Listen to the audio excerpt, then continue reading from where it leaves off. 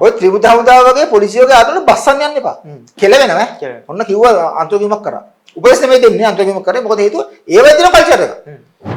වැටවල් පයින්නවා, පෝලිම් පයින්නවා, ප්‍රතිස්ථාන වල මුත්‍රා හැබැයි මෙහෙම අර කැසිකිලි වැසිකිලි පහසුකම් ගැන නම් මම කියන්නේ ඒකේ වකීමක් ආණ්ඩුවට තියෙනවා. අතන මේක අරගෙන ගියා මං හිතන්නේ යන්න ඕන පරතරට කියන්නේ යන්න ඕන කෙලවට වගේ රාජපක්ෂලා. මේක අරගෙන ගියා මං හිතන්නේ යන්න ඕන පරතරට කියන්නේ යන්න ඕන කෙලවට වගේ රාජපක්ෂලා. එතනදී ඒකේදීගේ වැඩේ මං කියන්නේ හරි මොඩර්න්. ඒ කියන්නේ එයා තීරණ කරන් තියෙනවා මම කිසිම උත්සවයකට හරි මොකක් හරි මගුලකට මම මගේ නෝනව අරන් ඉන්නේ නැහැ. හැබැයි දැන් මොකද වෙලා තියෙන්නේ? දැන් අපි දන්නවා පවුලේ ප්‍රශ්නයක් තමයි. ඒ කියන්නේ මම හිතන්නේ මද්‍රව්‍ය තමයි සිද්ධියේ මූලය. නමුත් දැන් මොකද වෙලා තියෙන්නේ? දැන් අටු කුමාර දිසානායක ජනපතිතුමා ප්‍රමුඛ NPP ආණ්ඩුව විසින් මේ සීදල් දවහස පෙන්නුවා. දැන් අරගොල්ලෝ හුලම් බැලලා තියෙනවා. ඉතින් ඕක තමයි කුෂ්ටිවාද පාලනය කරන්නේ. හරි ඔබ අදත් එක්කනවා කාබන් ප්ලස් අපේ නාලිකාව සමග මගෙත් එක්කනවා සූත්‍රවාදී අපේ බ්‍රදර් මාලන් සහෝදරයද ඉන්නවා. මාලන් දැන් මම හිතන්නේ අද තීරණ අපිට කතා කරන්නේ දැන් MBC මාර්තුවා කීපයක් මම හිතන්නේ සීදල්දා වහන්සේගේ ඒ වන්දනාවන් කඩුවත අවසానයි මෙතිවරණත් වෙනවා 6-7 ඔපරංගම ඉන්දික අපි පොඩ්ඩක් මේ වහන්සේ වන්දනාමාන කරන උත්සවෙත් එක්ක සම්බන්ධව පොඩ්ඩක් එක ඇතිවිච්ච සිද්ධි ටිකත් එක්ක පොඩ්ඩක් අපි කතා කරමු. ඒකයි මම ඔක්කොම කතා ඉවරද දැන් අපි කතා කරමු. අපි කතා කරමු. මොකද මේ අපිට දැන් තමයි කතා කරන්න වෙලාව තියෙන්නේ. දැන් වෙන්න තියෙන දේවල් වෙලා ඉවරයි. කොහොමද ලංකාවේ මිනිසුන්ගේ මේ කියන්නේ ලාංකිකයා මොන වගේද කියන එක ගැනම දැන් තමයි අදහසක් අපිට ගන්න පුළුවන්. එතකොට ඉන්දික මෙතන මේ මම දැන් මේකට ප්‍රශ්නට ආවොත් ඇත්තටම මේක මේ දළදා වහන්සේ වන්දනාමාන කරන උත්සවය මේක රාජ්‍ය අනුග්‍රහයෙන් තමයි ඇත්තටම මේ පැවැත්වුනේ. මෙතනදී මේක හුඟක් අය ආගමික උත්සවයක් විදිහට ඒ කියන්නේ විශේෂයෙන් රාජ්‍ය පැත්තේ يعني ආණ්ඩුව පාර්ශවයෙන් මේක ආගමික උත්සවයක් විදිහට තමයි මේ නම් කරන්නේ.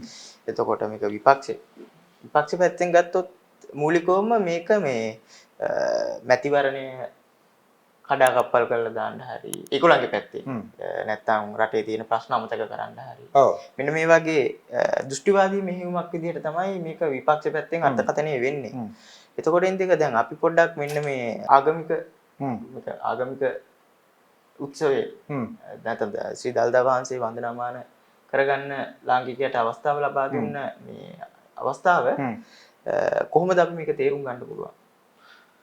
ඔයා ඔතන පාවිච්චි කරන මරු වචනයක් දෘෂ්ටිවාදී කියලා. ඒ කියන්නේ අයිඩියොලොජි දෘෂ්ටිවාදී කියලා. මම හිතන්නේ මේ කාලේ ටොපි නිකන් කිරි ටොපි නිකන් හැක්ස් එකක් කඩෙන් ගිහලා හැක්ස් එකක් මම දැන් ගෝලිෆ් එකක් දෙන්න දෘෂ්ටිවාදී. අන්න එහෙම කියන දෘෂ්ටිවාදී. මෙතන මම කියන්නේ ඉස්සලා අපි මේක මොකද අපේ ප්‍රෝග්‍රෑම් එක ගහන්නේ සාමාන්‍ය ජනතාවනේ අහන්නේ සාමාන්‍ය මිනිස්සුනේ අහන්නේ අපි වගේ අපි ඒතකොට මේක සාමාන්‍ය මිනිස්සුන්ට මගේ ක්ලියර් කරන්න ඕනේ මම කියන්නේ මේ කියන්නේ දැන් තමයි මේ යුගය ඇවිල්ලා තියෙන්නේ ක්ලියර් කරන යුගය. එතකොට සාමාන්‍යයෙන් අයිඩියොලොජි දෘෂ්ටිවාදය කියලා කියන්නේ අපි කොට යම් මාලෙන් යම් උදාහරණයකට. දැන් ඔයා දකින්නේ අර මේ ඉවර අර මෙයාගේ සිද්ධිය කවුද ඩෑම්පියසාත්ගේ සිද්ධිය. දැන් ඔයා දැක්කද ඩෑම්පියසාත්ව ඝාතනය කිරීමේ සිද්ධියේදී ඔක විපක්ෂය හරි වෙන හරි Facebook එකේ ලියන අය හරි YouTube කරන අය හරි ඔක්කොම නිකන් මේක නිකන් මෙන්න මරුවා සාක්ෂි හංගන්න අරවා මේවා කියලා අන්තිමට ජාතික ආරක්ෂාව මට්ටමට මේක අරන් ඉන්නේ. ඒ කියන්නේ නිකන් ඩෑන් පිසාත් මරුවාම නිකන් ලංකාවේ ජාතික ආරක්ෂාව ගන් අවුල් වගේ කියන මට්ටමට ගේන්නේ. හැබැයි දැන් මොකද වෙලා තියෙන්නේ? දැන් අපි දන්නවා පවුලේ ප්‍රශ්නයක් තමයි. ඒ කියන්නේ මම හිතන්නේ මද්‍රව්‍ය තමයි සිද්ධියේ මූලය. නමුත් ඒකත් එක්ක බෙදලා ඇවිල්ලා පවුල ඇතුලේ වෙච්ච යම්කිසි ආරවුලක සිද්ධියකින් තමයි ඩෑන් මරන්නේ. කියලා දැන් කිය පොලිසියෙන් කියනවා. එහෙම තමයි දැන් කලින් හැදුවේ පුද්ගලික ප්‍රශ්නයක් රාජ්‍ය ප්‍රශ්නයක්. රාජ්‍ය ආරක්ෂාව ප්‍රශ්නයක්. එතකොට දැන් ඇවිල්ලා තියෙන පවුලේ ප්‍රශ්නයක්. එතකොට දැකලා තියෙන පවුලේ ප්‍රශ්නයක් කියව ගමන් තේරෙන්න ඕන. දැන් සාමාන්‍යයෙන් ඈත ග්‍රාමීය ප්‍රදේශවල ගත්තත් ඉඩ කඩම් වලට හරි නැත්නම් පවුල ආරවුල අනියම් සම්බන්ධතා දේපල සම්බන්ධ ප්‍රශ්න තවත් මරා ගන්නවා. මිනිස්සු මරනවා. ඔව්. එතකොට දැන් අපි දැන් ඔයාලට තේරෙනවද ඩෑන් පියසාද්ගේ ඝාතනය වගේ පවුලේ ඇතුලේ ප්‍රශ්නයක් ඇතුලේ සිද්ධ වෙච්ච සිද්ධියක්. ඒ කියන්නේ ඉතා ලංකාවට අනුව ඉතාම සරල සිද්ධියක් නේ. පවුලේ ප්‍රශ්නකින්ද මිදෙන්න බෑ. මේ ඝාතනය කරනවා. එතකොට මේ වගේ සරල සිද්ධියක්. ඔව්. සරල සිද්ධියක් අභිරහස් කරණය කරනවා ඔව් කරන්නේ. කියන්නේ මේක අවුල් කළා දාන්න. අවුල් කළා නේ කියන්නේ අභිරහස් කරන්නේ නැහැ. අවුල් කරන කෙනා අභිරහස් කරනවා. නිකන් මේකෙන් අභිරහසක් තියෙනවා කියලා කියන්නේ. එතකොට මේ යුගයේ දෘෂ්ටිවාදී කියන්නේ ඕනෝකට තමයි. ඒ කියන්නේ සරල දෙයක් අභිරහස් කරනවා. එතකොට වෙන්නේ මේක සරල දෙයක් අභිරහස් කරාම වෙන්නේ නිකන් මේකත් මොකක් හරි තියනවා කියලා මේක මෙහෙම යවන්න පුළුවන්. යවන්න. එතකොට මාකට් එක. අර එතකොට තමයි channel YouTube අනම්මනම් වලට ආදායම් වෙන්නේ මෙතන මේකෙන්නේ. කියන්නේ ඩෑබ් බේසාත් කියන පුද්ගලයාව පවුල්වාරත් දැන් ඕක අපි කියමු දැන් ওই සිද්ධිය වෙච්ච ගම මුලින්ම කිව්වා කියලා. මුලින්ම කියමු දැන් ওই සිද්ධිය හොයාගෙන මේක මේ පවුල්වාරලු කියන වැඩි ඉවරයි. වැඩි ඉවර. ඒ වැඩේ ඉවර නොවි මේක යන්නේ. යන්නේ මේකට අර ජාතික ආරක්ෂා වෙනවා රාජපක්ෂලා වෙනවා සාක්ෂියන් ගන්න කියනවා ඊට පස්සේ මොකද්ද මේ පාස්කුභාරේ සම්බන්ධ කරනවා. එතකොට තේරෙන්නේ මේ සරල සිද්ධිය අභිරහස් කරන කරලා යනවා. එතකොට මේවා කරන්නේ අදහස් වලින්. අදහස් වලින් කරන්නේ. අදහස් වලින් කරන්නේ. භාෂාවෙන්. අදහස් වලින්. එතකොට ඔයාලට පැහැදිලිද මෙන්න මේ සරල දෙයක් අභිරහස් කරන්න භාවිතා කරන ඒ අදහස් වලට අපි කියනවා මේ යුගයේදී දෘෂ්ටිවාදී. අයිඩියොලොජි. ඔය තමයි පළවෙනි එක. දෙක මම ඔකට ආයෙ වර්ණයක් ගෙන්නම්. මේ උදාහරණ ගෙන්නන්න වැදගත්. මොකද මේ පෙසපේ වගේ ඉන්න වාමාංශිකයෝ ලංකාවේ රැඩිකල් වාමාංශිකයෝ. දැන් කාල් මාක්ස් ගන්නකො. දැන් කාල් මාක්ස් තමන්ගේ ප්‍රාග්ධනය කියන කෘතිය. Das Kapital. ප්‍රාග්ධනය කියලා කෘතිය ලියනකොට ඔයාලට තේරෙන්නේ ඔය ගොඩක් අය ලිපි ඔය කොක කියවලත් නැහැ. මම කියන්නේ සයිප්‍රේම වගේ කෙනෙක් ගන්නකො දැන්. මම කියන්නේ පුංචි පොඩි බබෙක් නේ යා. එතකොට මම කියන්නේ ඒ වගේ බබෙක් මම කියන්නේ ප්‍රාග්ධනය දෘෂ්ටි මම කියන්නේ දෘෂ්ටිවාද ගන්න එක කොහොමද දන්නේ නැහැ. මම කියන්නේ මේ වගේවත් මම කියන්නේ දන්නේ නැහැ. දන්නේ කියවලා නැහැ. හැබැයි දැන් මේවා ප්‍රාග්ධනය වගේ එක නිකන් දන්න නිකන් අය ඉන්නවනේ පෙසෙව ගත්තා අපි දැන් ප්‍රාග්ධනය. මාක්ස් කාල් මාක්ස් එහෙම ඉන්නේ. දැන් ඔයා බලන්න මාක්ස් ගන්න කොහොම ලංකාවේ? කාල් මාක්ස් ලංකාවේ ගන්නේ ආර්ථික විද්‍යාඥයෙක්ට ඉන්න ගන්නේ. අර කවුද අනිසිල්ලාගේ ගෝලයා කවුද? තමුළු මලිත් වලිත් තමුළු ඔකට පොතක්ම ලිව්වා. අපි නම් උත්තර දෙන්න ගියා පොතක් වැඩක් නැහැ. ඒ කියන්නේ වැඩක් නැහැ කියලා කියන්නේ මාක්ස් කියලා කියන්නේ මාක්ස්ගේ ප්‍රාග්ධනය. ඒ කියන්නේ Das Kapital එකේ සරල අදහස තමයි පාරිභෝගික භාණ්ඩ අභිරහස් කරණය කියන එක එයා පෙන්නනවා. ඔච්චරයි. එතකොට අර ඒකෙන් තමයි ඒ කියන්නේ ධනවාදයේ තුල තියෙන දෘෂ්ටිවාදයේ ਵਿਚාරය කිරීමේ පළවෙනි විචාරකයා වෙන්නේ කාල් මාක්ස්. ඔන්නතනේ. ලොකු එයා හැබැයි ඒක පුංචි දෙයක් කියන්නේ ලොකුට ගන්නවා. අර ලියනවා. කරන්නේ ඒ කියන්නේ ඒ කියන්නේ මේ ධනවාදී සමාජ ක්‍රමයක මිනිස්යන්ට කොහොමද තමුන් පරිභෝජනය කරන භාණ්ඩ තමුන්ට අභිරහස් කරන්නේ. ඔච්චර කියන්නේ. ඒ කියන්නේ භාණ්ඩ අපි අයි පරිහරණය කරන්න පෙළඹෙන්න වගේ. ඔව්. ඒ කියන්නේ අපිට මේ භාණ්ඩ නිකන් අභිරහසක් නිකන් ඇයි මාරයි ඔන්න වගේ මාරයි සතුටක් ඉන්න දෙන්නේ. ඉතින් ඒකනේ අයිඩියොලොජි එක. අර ඒකනේ අපි මෙහෙම ගන්න ඉවර නැතු. ඔව්. ඔයින් ටික දැන් මම මේක දැන් මේ සරලවම සාරාංශ කරොත් ඔව් මේ ප්‍රශ්නේ ආදුන උත්තරෙත් එක්ක ඇත්තටම මේක ආගමික උත්සවයක්ද නැත්නම් මේක දේශපාලනික උත්සවයක්ද? ඔව් මම කියන්නේ මම කියනවා. ඒතකොට දැන් ඔයාලට තේරෙන්න ඕන මේ උතුම් ශ්‍රීදල්දා වහන්සේගේ බාරකාරත්වයේ තියෙන ආණ්ඩුවට නෙමෙයි. ඒක ඇගිලි ගන්න බෑ ආණ්ඩුවට. ඒක තියෙන්නේ අස්ගිරි මල්වතු මහානායකවරු හාමුදුරුවෝ සහ ඊවර නිලමේගේ බාරේ තමයි තියෙන්නේ. බාරේ සහ ඒගොල්ලන් අර තියෙනවා පොඩි කමිටුවක් තියෙනවා. හැබැයි දැන් මේක තියෙන රාජ්‍ය ඇතුලේ. රාජ්‍ය ඇතුලේ තිබ්බට ඒ සංස්ථාපිතයේ ස්වාධීනයි. එතකොට දැන් උදාහරණයක් වශයෙන් රාජ්‍ය නායකයෙක් ගිහිල්ලා ඉල්ලීමක් කරාම අස්කිරි සහ මල්වතු මේ හාමුදුරුවෝ ගිහිල්ලා ඉල්ලීමක් කරාම මේ අපේ හාමුදුරුවනේ මේ අපිට මේ දල්දා වහන්සේ වන්දනාමාන කරගන්න මෙහෙම උත්සව සංවිධානය කරන්න කියලා ඕනනම් හා කියන්න පුළුවන් බෑ කියන්න පුළුවන්. බෑ කිව්වොත් කරන් දෙකුත් මම කියන්නේ එතකොට මේක අර රාජ්‍ය ඇතුලේ තියෙන හින්දා මේක ආගමුස්සයක් තමයි. හැබැයි ආගමුස්සයක් වුණාම මේ යුගයේදී ඔක නිකන් වෙන්න දෙන්න බෑනේ. ඔකට ආරක්ෂාව දෙන්න ඕන ප්‍රශ්න තියෙනවනේ. ඒතකොට මිනිස්සු වෙනවා මිනිස්සු අතර අවුල් ඇති වෙන්න පුළුවන්. එතකොට ඔකට පොලිස් ආරක්ෂාව හමුදාව ගේන්න ඕන. කළමනාකරණය. ඔව් ඕකේ සුබ සාධනේ මිනිස්සුන්ට යන්න ප්‍රාණ පහසුකම්. ඔය මේ සෞඛ්‍ය පහසුකම්. ඕව එනවනේ. ඕව ආවහම තමයි අර මේ රාජ්‍ය මේකට මැදිහත් වෙන්නේ. නැත්නම් උත්සවයකට තමයි. එක පැත්තක්. හැබැයි දැන් දෘෂ්ටිවාදී පැත්තෙන් ගත්තොත් අයිඩියොලොජිකල් පැත්තෙන් ගත්තොත් දැන් වාර තේරෙනවනේ දැන් මම කියන්නේ සජිත් ප්‍රේමදාස, දිලිත් ජයවීර, චම්පික රණවක, විමල් වීරවංශ, නාමල් රාජපක්ෂ කියලා කියන මේ ඔක්කොම මේ සිංහල බෞද්ධකම් වෙනුවෙන් බෙලි කඩාගත්ත පිනී හිටපු පපුව දීපු ඈ නායක මොකද තියෙන්නේ ඔක්කොම හුලම් බැලුවා තියෙනවා.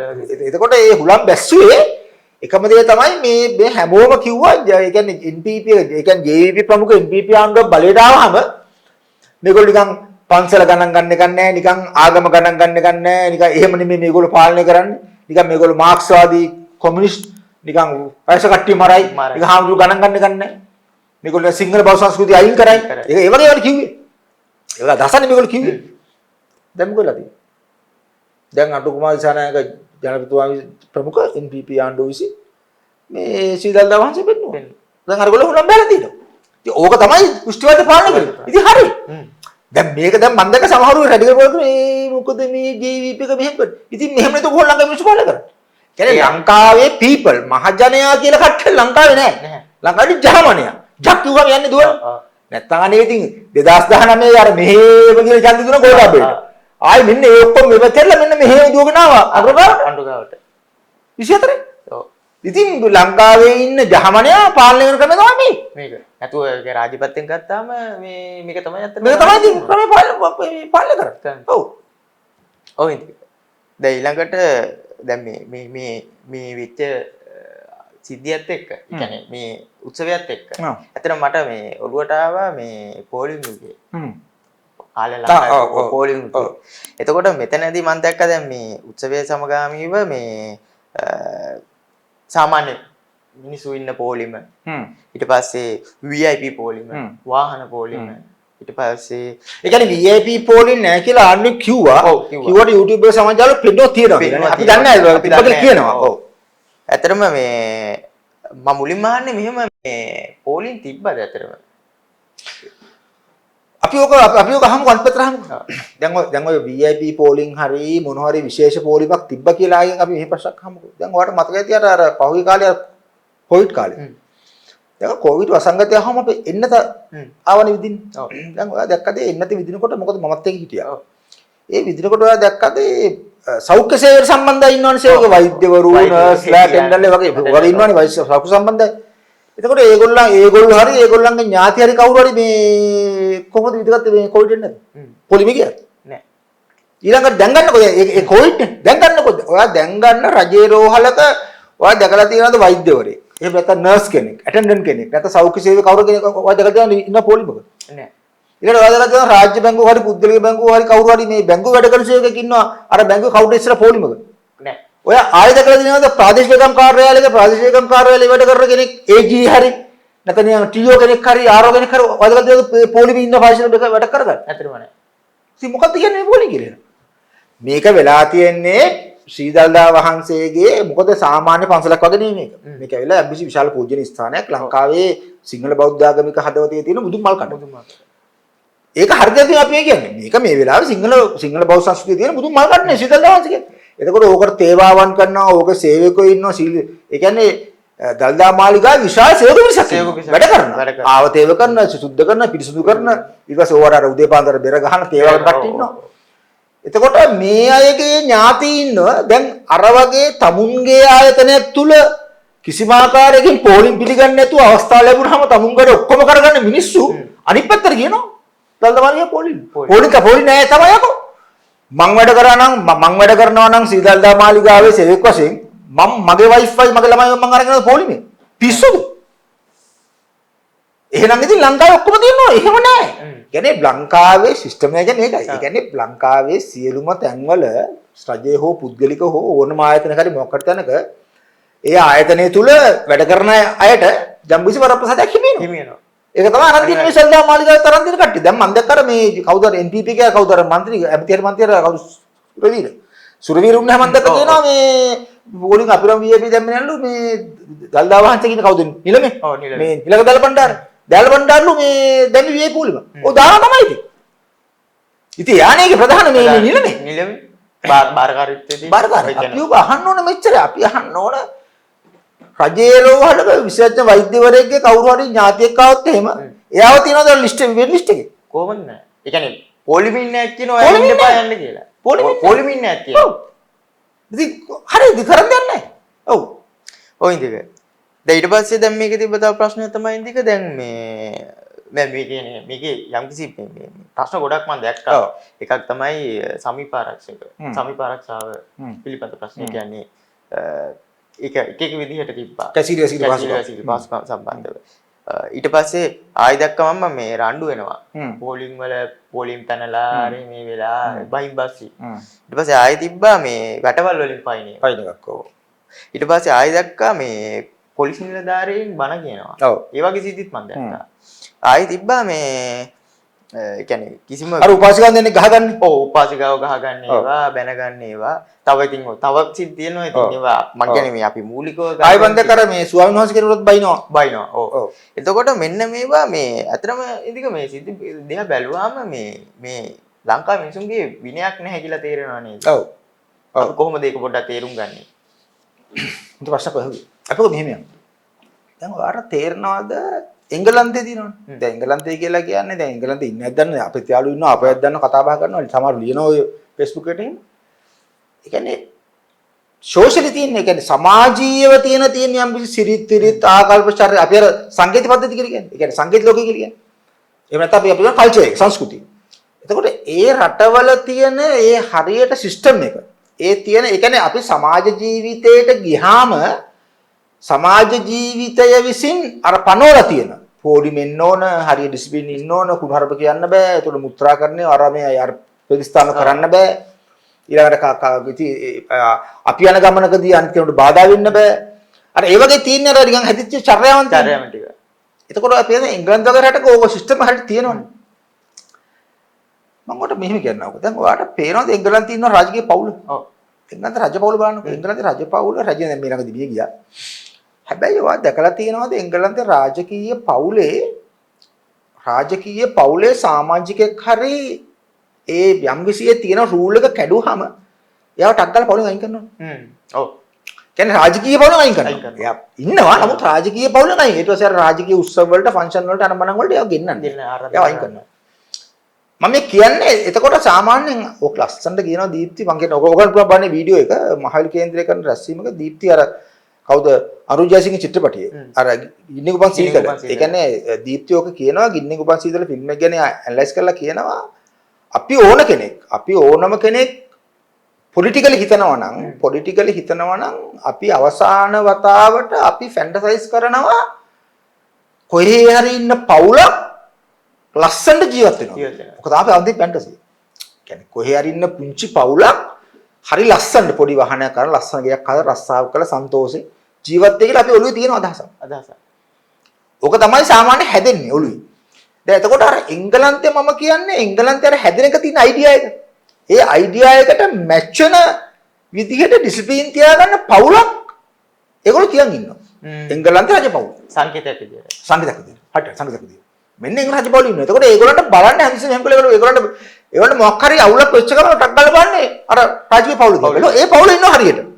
පිස්සු කෙල්ලම දැන් ඔය ඇනා කුමාරි වුණොත් අවසාන කාලේදී දැන් එයාට ටොටියල් ෆෙට් එකේ හිටියේ වයින් කරා පවුලේ. ඒ කියන්නේ එයා යබ්බ ප්‍රශ්න. එතකොට මං කියන්නේ මේක නිදහස් සම්බන්ධකාරයෙක් නේ මං කියන්නේ. එයා මට කියන්න ඕන එංගලන්තේ රජපෞල එංගලන්තයේ තියෙන නීති රීති සහ ඒ සම්ප්‍රදායන් හරියට ආරක්ෂා කරනවා කියලා කියන්න ඕනේ. ඒ ආරක්ෂා නොකරගෙන පවුලෙන් අයින් කරනවා.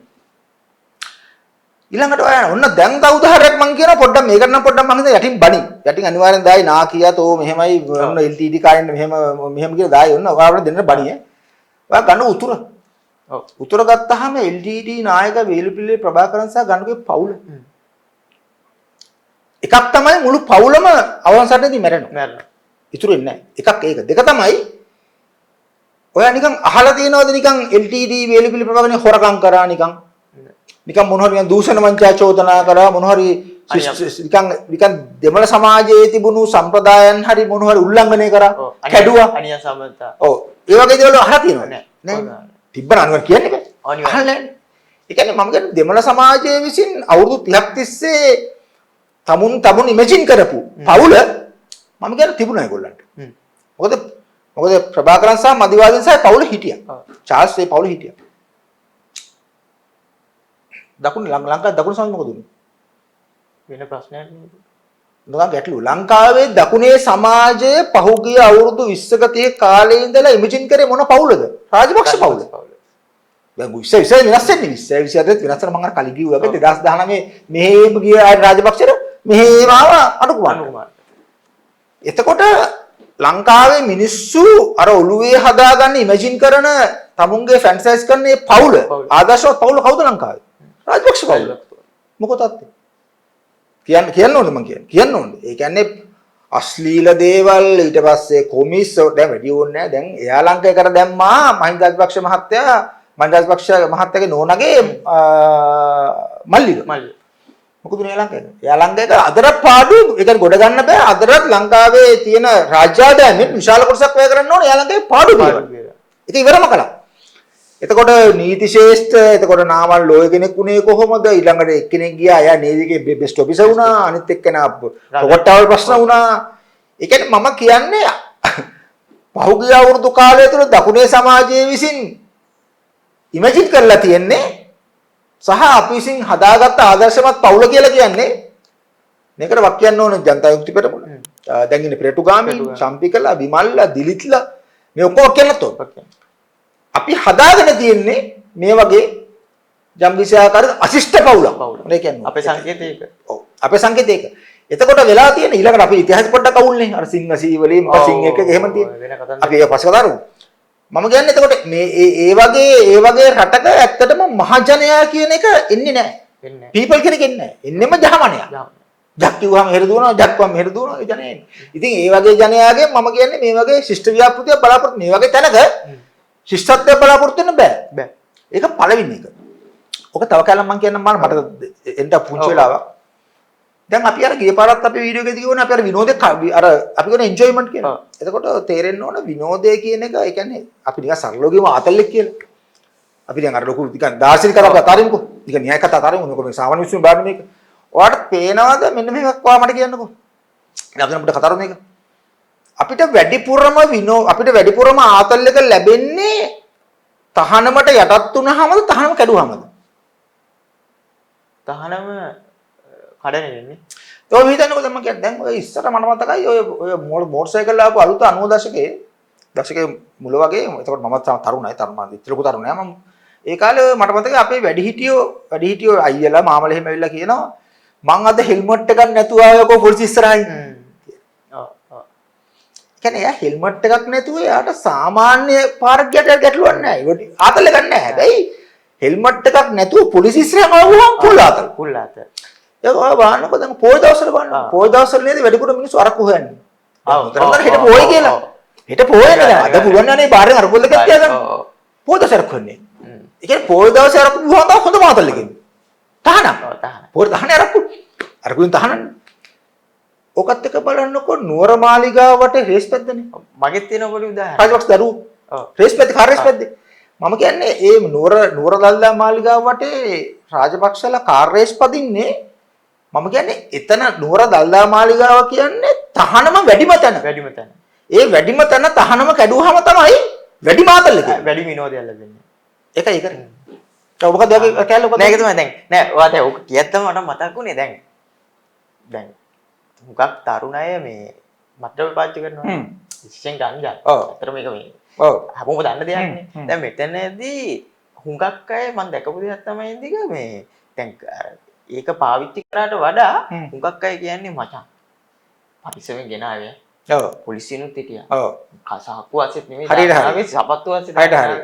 අර ඇත්තටම ඒගොල්ලෝ කියන දේවල් බැලුවාම අර ඒක පාවිච්චි කරනකට වඩා අර ඒක අර නීතිය තුලින් අරන් ඉන්නේ. නීතිය ආරක්ෂා කරලා අරන් ඉන්නේ. අන්න ඒක තුල තමයි ඇත්තටම මේගොල්ලෝගේ අර මේ විනෝද කියන එක සංවිධානය. හරියට. දැන් ඕකම තමයි මම හිතන්නේ ස්පා වලට වෙන්නේ. ඔව්. දැන් ගණිකාව. මම හිතන්නේ ඒවටත් ওই වගේ එකක් තියෙන. කියන්නේ මේ නීතියෙන් තහනම් කර ඇත්තටම ගණිකාව ආශ්‍රය කරනවට වඩා මේ ගණිකාව ආශ්‍රය කරන නීතියෙන් දාලා තියෙන තහනම තියෙනවා. අන්නේ තහනම කඩනකින් තමයි මේ එතකොට මේ විනෝද කියන එක සංවිධානය වෙන්නේ. ඔව්. සාමාන්‍ය කියන්නේ අපි දැන් මෙහෙම දැන් අරක්කු කියන එකක් ගන්නවද අපි දැන් අර ගණිකා පැත්තට යන්න තුම කලබලෙට අපි අරක්කු දැන් සාමාන්‍ය ලංකාවේ ඕනම කඩේක වගේ තිබ්බනම් නිකන් අරක්කුගේ දෙමිලදී ගන්න. මං කියන ඔච්චර ආතල් යන්නේ. ආතල් කඩේට ගිහින් පොල්තර බෝතල ගන්නවා නරක බෝතල ගන්නවා. ඔච්චර ආතල් ඉන්නේ නැහැ. මං කියන්නේ ඕක අර තහනම තියෙනකොට තමයි ආතල් ගන්නේ. ආතල් ගන්නේ. ඒතකොට මං කියන්නේ ගියේ දැන් අපි මාර්තුකාවට. ඒතකොට අර තේරෙනවද අර වැටවල් පයින්නවා, පෝලිම් පයින්නවා, ප්‍රතිස්ථාන වල මුත්‍රා හැබැයි මෙහෙම අර කැසිකිලි පහසුකම් ගන්න නම් මම කියන්නේ ඒකේ වක්කීමක් ආණ්ඩුවට තියෙනවා. ඒතර ආණ්ඩුවේ වක්කීම බේරෙන්න බෑ. මොකද මීට වඩා හොඳම ප්ලෑන් කරන් තිබ්බා. චැම්පියන්ස් ආකාරයකට මේ කියන්නේ ව්‍යාපාරිකු ටිකක් එක්ක කතා කරලා මොන හරි අර මේගොල්ලන් අර මම හිතන සදාචාරවාදී කෑල්ල එන හින්දා මේගොල්ලෝ කතා කරන්න කියන ව්‍යාපාරිකයන්. මොකද නුවර ඉන්න ව්‍යාපාරිකෝ උන් තරම්. සාමාන්‍යයෙන් ඔය AKD හැර නැත්නම් දැන් නුවර සංවිධායක කවුද නායකින් ලාල්කා සහෝදරනේ. මම කියන්නේ ලාල් වගේ කෙනෙක් ගිහිල්ලා නුවර ව්‍යාපාරිකයෙක් කවුලා කතා කරලා හරියට මේක ප්ලෑන් කරා නෑ මේක දෙන්න ඕනේ මෙන්න විදිහට කියලා මම ටොයිලට් ප්‍රශ්නේ ඔතන බේරන්න තිබ්බා. හැබැයි ටොයිලට් ප්‍රශ්නේ බේරුවට පෝලිම් පයින්නේවා කුණර්බ කියනේවා ගහ ගන්නේවා රන් විනේවා ඒවම කියන්නේ ඒව ඇවිල්ලා අර තහනම කැඩීමෙන් ගන්නා විනෝදය. අර ඒකයි අර අපි කලින් වීඩියෝ එකේ කිව්වේ ලංකාවේ මේක මේ යුගයේදී මිනිස්සුන්ව අර්ථයකට ගේන්න බෑ. මොකද මිනිස්සුනි විනෝදේ. ආතලෙ ගින්න කියලා. ඒකයි කිව්වේ. ඉතින් එතකොට මම කියන්නේ ඕක තමයි හේතුව. එතකොට ඇත්තටම කියනවා නම් බටහිර සමාජයට ෆැන්ටසයිස් කරලා හදාගන්න පුළුවන් ආදර්ශමත් පවුලක් ඉන්නවා. ඒගොල්ලෝ ඉමේජින් කරනවා. අපිට පහුගිය අවුරුදු 20 30 ඇතුළත අපි ඒක නැති වෙලා තියෙනවා. ලංකා දේශපාලනය තුල. ඔව්. එතකොට ඉතින් දැන් ඔයා කිව්වා මේ රාජපක්ෂ පවුල සම්බන්ධව. ඔව්. එතකොට දැන් මම මේක අමතර ප්‍රශ්නයක් මම අහන්නේ. එතකොට ඉතින් දැන් වෙනදාට අලුත් අවුරුදු උත්සවවලදී මේ ජනාධිපතිගේ පවුල සමාජිකයන් අවුරුද්ද සමරනවා අපිට ඇත්තටම අපි දැකලා තියෙනවා කියන එක. වෙනම උත්සවයක් විදිහට තමයි සංවිධානය. එතකොට දැන් මෙතෙන්දි මේ දිලිත් ජයවීර කියනවා මේ අවුරුද්දේ එහෙම ජනාධිපතිගේ පවුල සම්බන්ධව මේ සම්බන්ධ වෙලා මෙහෙම අවුරුදු සමරුවේ නැහැ අපි ඒක දැක්කේ නැහැ. මෙන්න මේ දිලිත් මොකද්ද මේ කියන්නේ ඇත්තටම මේකේ මේ යා කියන කතාව මේක ඇත්තටම මේ කොහොමද අපි ඒක තේරුම් ගන්නේ? ඔකට උත්තර දෙන්න ඕන. ඒ කියන්නේ දැන් දිලිත් ජයවීර කියන කෙනා ලංකාවේ ප්‍රධාන ව්‍යාපාරිකෙක්. ප්‍රධානම පස්සේ වගේ අතර නේද ප්‍රධාන ව්‍යාපාරිකෙක්. එතකොට ඊළඟට යන්නේ BMW එකේ. ඔව්. පාවිච්චි කරන්නේ Apple iPhone.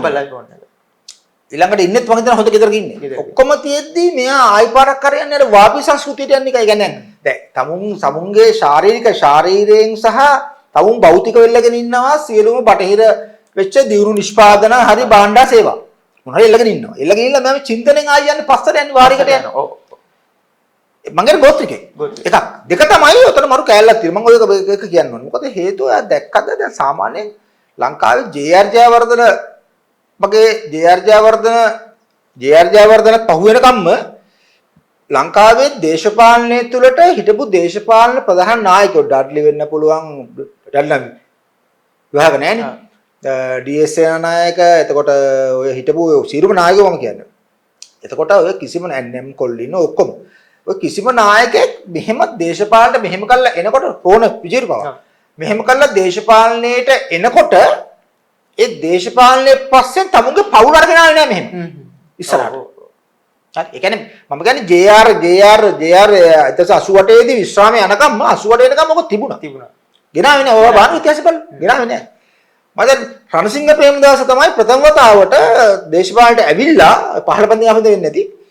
මේ එක පාටම තමුන්ගේ පවුල ගිනා ඉස්සරහට. ඒ කියන්නේ හේමා ප්‍රේමදාස නිකන් ආර්යාවක් කළා නිකන් අර සකුඩක් වගේ අඳලා නිකන් ගෙනාවා. එතකොට මේක අරගෙන ගියා මං හිතන්නේ යන්න ඕන පරතරට කියන්නේ යන්න ඕන කෙලවට වගේ රාජපක්ෂලා. ටික වෙසක් කූඩු පාර සරුඹ ගන්නට අරන් ගියා. අරගෙන ගිහිල්ලා මම හිතන්නේ බිරිඳ දරුවෝ ඥාති හත්මුදු පරම්පරාව ගෙනාවනේ. මම කියන්නේ මෙතනදී AKDගේ වැඩේ මං කියන්නේ හරි මොඩර්න්. ඒ කියන්නේ එයා තීරණ කරන් තියනවා මම කිසිම උත්සවයකට හරි මොකක් හරි මගුලකට මම මගේ නෝනව අරන් එන්නේ නැහැ. එතකොට නෝනත් එක්ක එයාගේ තියෙන family life එක private. ඒක මං කියන අදාළ නැහැ. එයා දැන් මොකද AKD ගේ නෝනා තමයි මේල first lady. ලංකාවේ ආර්යව. ජනාධිපති ආර්යවනේ. අපි පිළිගන්න ඕන. එතකොට එයා තීරණ කරන් දෙනවා මං කියන්නේ. තියා මොඩර්න්. මං කියන්නේ. එතකොට දැන් මෙයා එක පැත්තකින් දේශපාලන සංස්කෘතිය අනුර කුමාර මොඩර්න් කරනකොට අනිත් පැත්තෙන් මොඩර්න් මිනිහෙක් කියලා පෙන්නන මේ දිලිත් ජයවීර කියනවා ඔයා මොඩර්න් වෙන්න එපා. ඔය ආයන්වර වාපි සංස්කෘතිය. ඇත්තටම අර පිස්සු නේද? ඒ කියන්නේ අපි ආයි පාරක් කල්පනා කරන්න ඕනේ. නෑ මම කියන්නේ මෙයාට මන්නම් කියන්නේ ඔයාට හොඳ දේ තමයි ඔයා 20යි 26 නේ ආයෙන්නේ මේ අලුත් අවුරුද්ද. මම කියන්නේ ඔයාගේ දරුවොත් එක්ක ඔයාට තියනවා මේ හැල්ලකම් දීලා ආණ්ඩුව ගහක් දීලා තියෙනවා රෝන් මොකද පෙන්න ගන්න කියලා. ඉතින් ඒකින්ද මම කියන්නේ මේ මොකද නලින්ද විද්‍යාධිස්ස මාධ්‍යමතිට මොකක්ද තුන්වෙනි ඇහෙන් මොකක්ද ඇවිල්ලා කිව්වලු මෙයා මේ කියන්නේ දිලිත් ජයවීර කියන්නේ ලංකාවේ මතු බුදු වෙන්න මේම පෙරම්පුරෙක් කෙනෙක් බෝසත්ත්වයෙක් ඉන්න මෙයාට මෙයාගේ තියෙන නාලිකාව මෙයාට මේක ඕනෑ දෙන්න කියලා කරගන්න. ඒකෙන්ද ඉතින් නලින් ජයවීර මෙයා දීලා තියෙන අවස්ථාව ඕනෑ ටැල්ලේ කරගන්න. ඉතින් ඔයාගේ channel එකේ ඔයා පෙන්න ගන්න 2025 ඉතින් මේ 2026 අවුරුද්දේදී ඔයා ඔයාගේ නෝනායි දරුවෙක් එක්ක කිරි උතුරෝ කිරිපත් කාලා මේ කිරිපත් කවාගෙන මේ පෙන්න ගන්න. ඒකේදී මොකද මේ වෙලාව මම කියන්නේ පෙන්නන්න ඕනේ නැහැ හරි. ඔව්. ඔය ඉතින් මගේ අදින් ප්‍රශ්නේ අපි ඊට පස්සේ මෙතන ගත්තාම දැන් මම දැක්කා මේ මූලික දෙයක් මේ දැන් මේ තිබ්බ ඇතිවිච්ච දේවල් එක බැලුවාම මේ හමුදාවයි පොලිසිය අතර ඇතිවිච්ච යම්කිසි එක බහින් බස් වීම ඒ විදිහට ගන්න පුළුවන්. සිද්ධි දෙකක් තුනක් තිබ්බා. සිද්ධි දෙකක් තුනක් තිබ්බා. එතකොට මෙන්න මේක කොහොමද අපිට මේක තේරුම් ගන්න වෙන්නේ? මොකද්ද මේ ඇතිවිච්ච සිදුවීම? මේක මොකද්ද වෙන්න ඕනි දෙයක්ද? නොවිය යුතු දෙයක්ද? කොහොමද මේක තේරුම් ගන්නේ අපි? අහලා තියෙන වචනයක් තියෙනවා උපසංස්කෘතිය කියලා කියන්නේ අපිට. ඔව් ඔව්. ඒ කියන්නේ අපි කියන්නේ විශ්වවිද්‍යාල උපසංස්කෘතිය. ඒ වගේ මොකද එතකොට දැන් මේ පොලිසිය හමුදාව කියන ඒ වගේ මේ උපසංස්කෘතියෙන් හදලා අපි නෙමෙයි. කියන්නේ මේවා කල්චර් එක හදලා අපි නෙමෙයි. මේවා හැදුවේ බ්‍රිතාන්‍ය ජාතිකයෝ. නැත්තම් මේක දාන්න බෑ නිකන් ඒ කියන්නේ නිලමේ, හේවාය, උපසේනදී එහෙම නෙමෙයි තියෙන්නේ. කෝපල් ගියා, ලෙෆ්ටිනන්ට්, කැප්ටන් ගියා, මේජර් ගියා, බ්‍රිගේඩියර් ගියා, ජෙනරල් ගියා. අර පොලිසිය ගත්තා සබ් ඉන්ස්පෙක්ටර් ගියා, කොන්ස්ටේබල් ගියායි, ඊට පස්සේ සුපරින්ටෙන්ඩන්ට් ඔෆ් පොලිස් ගියායි. ඉපිටු ඉන්ස්පෙක්ටර් ජෙනරල් කියයි. ඒ කියන්නේ මේ වෙස්ටර්න් වලින් ආපු එකක් තියෙන්නේ. ඔය ආවිතට නෙමෙයි ඔය වගේ ඒ කියන්නේ හමුදාව සහ පොලිසිය. ඒක ත්‍රිවිධ හමුදාව සහ පොලිසිය කියන ආයතන ඇතුලේ තියෙන කල්චර් එකක්. සංස්කෘතිය. ඒක පේන්නේ එළියට. මොකද ඇතුලේ තියෙන්නේ ඒගොල්ලෝ. දැන් උදාහරණයක් වශයෙන් මම පොඩි උදාහරණයක් කියනවා නම් යුද හමුදාවේ කේට්නිල්දාරික් වශයෙන් පුහුණු වෙලා කේට් ඔෆිසර් කෙනෙක් එතකොට සෙක්‍රටරි කෙනෙක් හැටියට එහෙම දැන් එවලු තුනෙන් වරක් විදිහට අධිකාර ලැබලා තමුන්ගේ ඒ ඒකකට ගියාම ඒ ඒකකේදී යාර දෙනවා රැක් එකක්. එයාට වඩා සීනියර් ඔෆිසර්ලා යාර රැක් කරනවා. දැන් කවුරුත් දන්නේ නැහැ. ආමිකා දන්නවා. එතකොට දැන් මේක නැති කරන්න බෑ එතනින්. ඒ කියන්නේ අර එයාට එහෙම නැත්තම් සාමාන්‍ය සොල්දාදුවේ ක්ලාස් කෝපල් කෙනෙක් වුණාම අර ඒගොල්ලන්ගේ තියෙන සොල්දාදු මෙස්සෙන් එයා ට්‍රාන්ස්ෆර් වෙනවනේ කෝපල් මෙස් එකට. ඒතකොට රැක් කරනවා. අම්බ රැක් දෙනවා. ඒ කියන්නේ මේ වෙලා තියෙන එතකොට ඒවා තියන්නේ අර කල්චර් එකේ තියෙන අනපාලනයේ තියාගන්න තමයි ඒවා හදලා තියෙන්නේ. ඒවා ඉබේලා නෙමෙයි හදලා තියෙන්නේ ඒවා. එතකොට ඒවා හදලා තියෙන්නේ ඒවා අපි මෙහෙම කළා ඒවා අයින් කරන්න කියලා දෙන්නේ ඒවයි. අයින් කරොත් මගේ ආයතන ඉවරයි. ඒවා අයින් කරලා ආයතන ඉවරයි. ඒ කියන්නේ උපසංස්කෘතිය හදලා තියන්නේ ආදර රැකෙන්න. එතකොට මම කියන්නේ දැන් ඔයා ඔහොම නෙමෙයි දැන් බුත්තල වැඩි කිරුල්ලේ. එතකොට මහින්දාස්පක් හිටියේ මේ ජනගහනදී බුත්තල වැඩි කිරුල්ලේ පොලිසිය හමුදාව ගහගත්ත පැයක් විතර. ඔය කවුරුත් දන්නේ නැත්නම් හමරා. මොකද උනේ පහුව එදාම හවස ඔක්කොම ටික තැනට එක වුණා අතරක් දුන්නා කෑදිව්වා මචං කියලා බදාගත්තා ෂේප් වුණා වැඩි විසුණා. වැඩි ඉවරයි. ආයි මේ මීඩියා වල ගියෙත් නෑ කවුරුත් වීඩියෝ කරලා නෑ දැම්මෙත් නෑ මොකුත් නෑ වැඩි ඉවරයි.